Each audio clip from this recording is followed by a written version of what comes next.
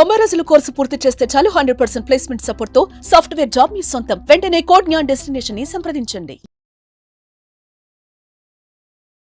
సత్యనారాయణ గారు నమస్తే సార్. నమస్తే సార్, ఇప్పుడు ఈ చైనా నుంచి వచ్చిన ఈ హెచ్ఎంపివి వైరస్ కనుక దీని యొక్క వ్యాప్తి ఉధృతి కనుక పెరిగితే మరి మన ఇండియన్ గోల్డ్ మార్కెట్ పరిస్థితి ఏంది? మరి గోల్డ్ ధరలు అనేవి విపరీతంగా పెరిగిపోయే అవకాశం ఉందా, లేదంటే బాగా తగ్గే అవకాశం ఉందా? అండ్ అంటే ఈ మనం మనస్ఫూర్తిగా కోరుకుందాం ఈ వైరస్ అనేది రాకూడదనే కోరుకుందాం. ఇది రాకూడదు. ఒకవేళ ఇది మన చేతులు దాటి కనుక ఇంకా వ్యాప్తి ఉధృతంగా పెరిగితే అసలు గోల్డ్ మార్కెట్ పరిస్థితి ఎలా ఉండబోతోంది? ధరలని అసలు మనం ఎలా చూడగలం ధరల్ని? ఓకే, జనరల్గా ఏంటంటే మీరు అన్నట్లు ఏదైతే ఒక అనిశ్చిత పరిస్థితి, ఇది ఇప్పుడు మనకి అనుకోని పరిస్థితి.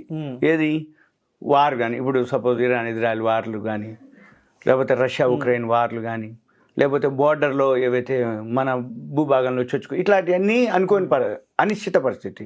ఇప్పుడు మంది కూడా ఇటువంటిదే. ఇప్పుడు చైనాలో ఎక్కడో వైరస్ వస్తే మనకి కాదు, సంబంధం లేదు. కానీ మీరు అన్నట్లు ఏమవుతుంది, ప్రపంచవ్యాప్తంగా కేసులు పెరిగితే ఒకళ్ళు అంటే ఏం జరుగుద్ది, జర్నీ చేస్తారు. చైనాకి పోయేటోడు అని ఉంటాడు, చైనా నుంచి వచ్చేటోడు ఉంటాడు. ఎక్కడో ఒక దగ్గర ఎయిర్పోర్ట్లోనూ ఎక్కడో ఒక దగ్గర ఇక స్టార్ట్ అయింది అనుకోండి, ఆ కేసులు ఇక బయటపడటం మనం అవన్నీ వింటుంటాం, చూస్తుంటాం, జరుగుతున్నాయి అవే. అందుకని ఇక్కడ ఏం జరుగుద్ది, ఎప్పుడైతే ఇటువంటి అనిశ్చిత పరిస్థితులు ఏర్పడ్డాయో ఎక్కువ శాతం ఈ మన మార్కెట్లు కూడా ఒడిదుడుకులకు లోనవుతాయి. ఏది మన షేర్ మార్కెట్.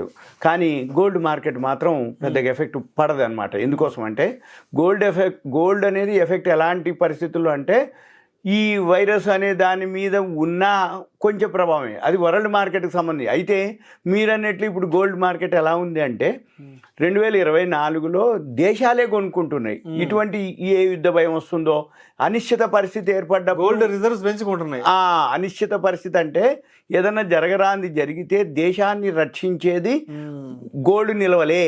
ఏ దేశంలో గోల్డ్ నిల్వలు ఉంటే, సపోజ్ ఇప్పుడు ఇరాన్ ఇజ్రాయెల్ వార్ కానీ ఏదైనా వార్ జరిగింది, లేకపోతే ఇంకేదన్నా ప్రాబ్లం వచ్చింది, వాళ్ళకి ఎవరు అప్పిచ్చేది ఉండదు. వీళ్ళు అంటే ఎక్స్పోర్ట్స్ ఇంపోర్ట్స్ జరగవు. ఎక్స్పోర్ట్స్ ఇంపోర్ట్స్ ఎప్పుడైతే జరగవో వాళ్ళ దగ్గర ఏవైతే పసిడి నిల్వలు అంటే బంగారం నిల్వలు ఉంటేనే అదే బేసిక్గా ఆ గోల్డ్ నిల్వలు ఇచ్చేస్తారు. దేశానికి సంబంధించినటువంటి మందులు అనుకోండి, ఫుడ్ అనుకోండి, అవన్నీ తెచ్చుకుంటారు. ఇప్పుడు ఈ వైరస్ తోటి కనుక ఏదన్నా జరిగినా ఇప్పుడు అప్పటి మాదిరి లేదు సిచ్యువేషన్. ఇక క్లోజ్ అయ్యేది కానీ ఏం లేదు, ఎవరి జాగ్రత్తలు వాళ్ళు తీసుకోవాలి. కాబట్టి గోల్డ్కి దీనికి ఏముండదు. గోల్డ్ మాత్రం వరల్డ్ మార్కెట్ రిలేటెడే, వరల్డ్ మార్కెట్ తోటే సంబంధం, వరల్డ్ మార్కెట్ తోటే లింకు. ఆల్రెడీ లాస్ట్ ఇయరే 40% పెరిగింది గోల్డ్ ఓవరాల్గా.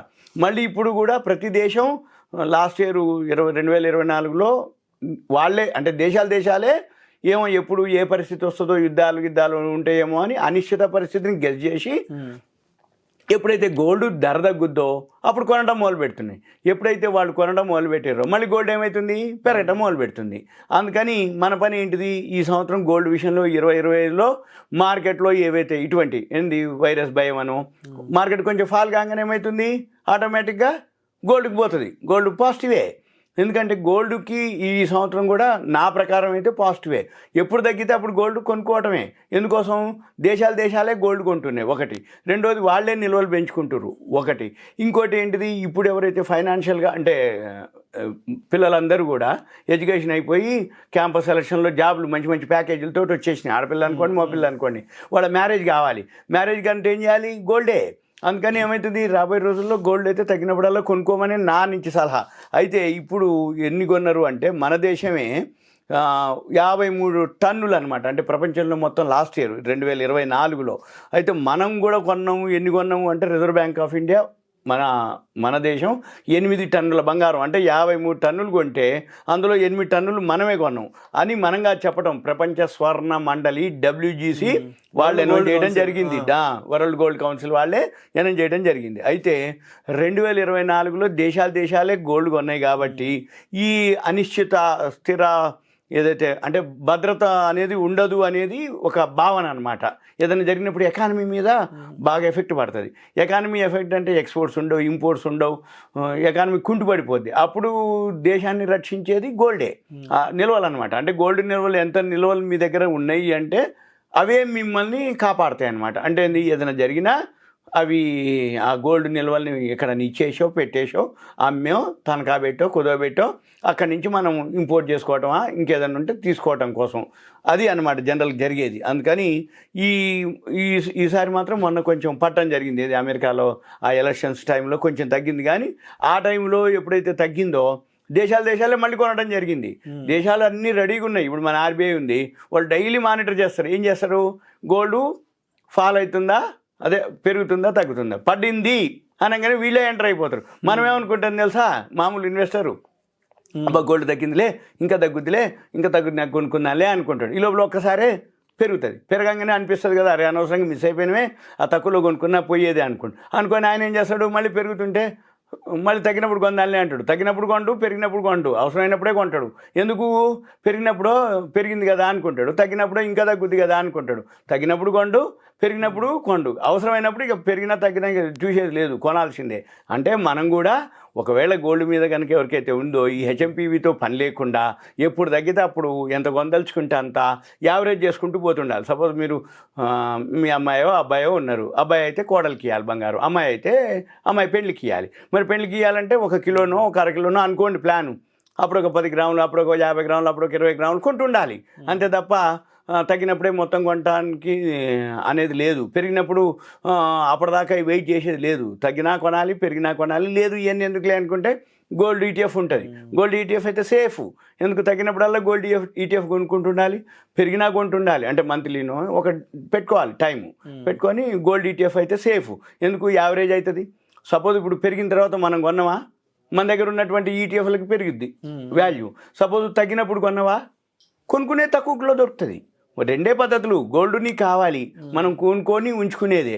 పెరిగింది మన దగ్గర ఉన్న ఈటీఎఫ్ లాభం, తగ్గింది కొనుక్కునే తక్కువలో దొరుకుతుంది, మళ్ళీ ఎప్పుడో పెరుగుతుంది. ఇది మనం అట్లా చూడాలి. అయితే నవంబర్లో ఏదైతే లాస్ట్ మంత్ కూడా ఆర్బీఐ గోల్డ్ 73 టన్నులు మన జమ అయింది. ఇప్పుడు మన దగ్గర మొత్తం కలిపితే ఓవరాల్గా మన ఇండియాలో ఎన్ని ఉన్నాయా, 876 టన్నులు ఉన్నాయి.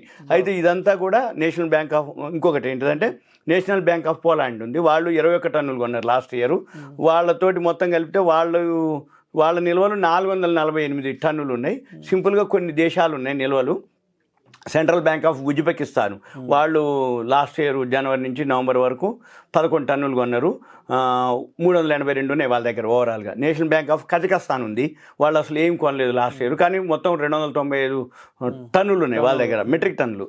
ఇక చైనా మాత్రం హైయెస్ట్ 34 టన్నులు కొన్నారు లాస్ట్ ఇయర్. ఓవరాల్గా ఈ వరల్డ్లోనే వాళ్ళకానే నిల్వలు ఎక్కువ, 2264 టన్నులు.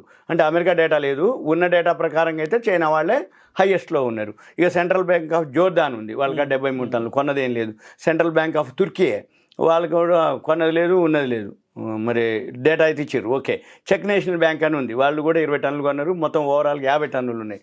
ఉన్నదే మొత్తం 50, ఒక సంవత్సరంలోనే 20 టన్నులు కొన్నారు వాళ్ళు. అందుకనే లాస్ట్ ఇయర్ 40% పెరిగింది ఏది, గోల్డ్.